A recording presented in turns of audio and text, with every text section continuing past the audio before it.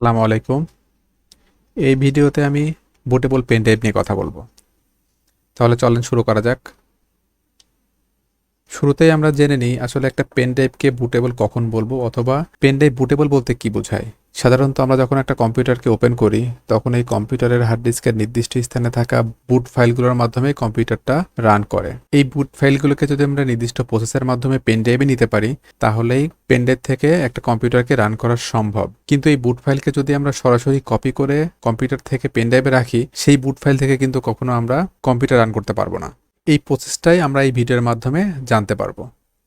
একটা পেন ড্রাইভকে আমরা বুটেবল আসলে কি কি পারপাসে করে থাকি, বা আমাদের একটা পেন ড্রাইভকে বুটেবল করার পারপাসটা কি হতে পারে, সেগুলোর মধ্যে যদি চিন্তা করি তাহলে মেইন কিছু রিজনস আসলে সামনে চলে আসে।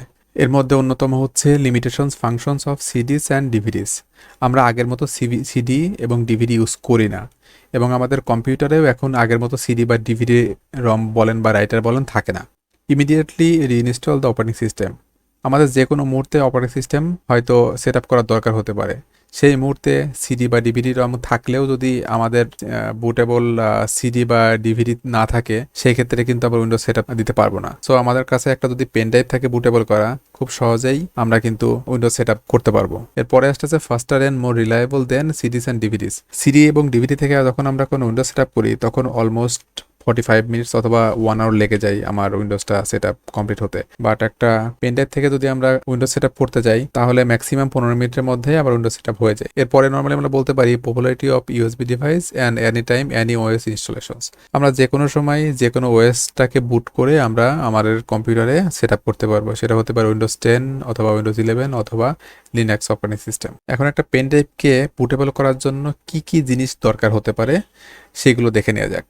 প্রথমে আমাদের একটা পেন ড্রাইভ লাগবে, মিনিমাম 8 জিবি হলে ভালো হয়। একটা আইএসও ফাইল লাগবে, যেই ফাইলটার মাধ্যমে আমরা পেন ড্রাইভ বুটেবল করব। এটা হতে পারে লিনাক্স অপারেটিং সিস্টেম অথবা উইন্ডোজ অপারেটিং সিস্টেম।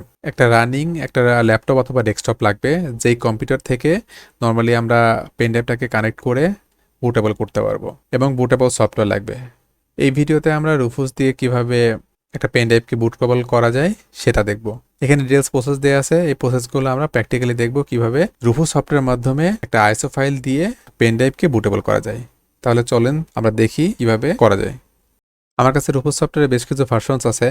আপনারা ইন্টারনেট থেকে লেটেস্ট ভার্সনটা ডাউনলোড করে নিয়েও কাজ করতে পারবেন। আমি এর মধ্যে একটা ওপেন করতেছি।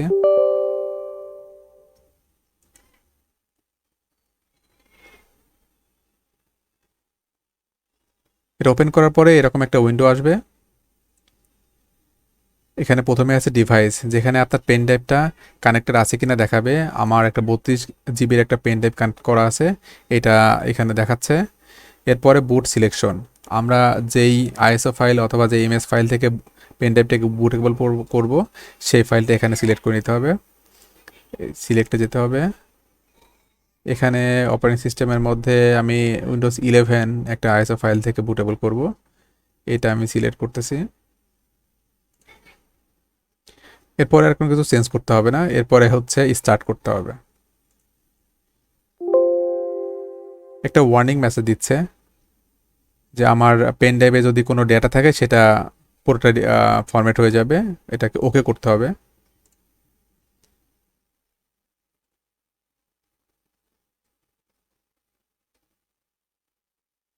এই প্রসেসটা কমপ্লিট হতে বেশ কিছু সময় লাগবে। সো আমরা ততক্ষণ পর্যন্ত একটু ওয়েট করি।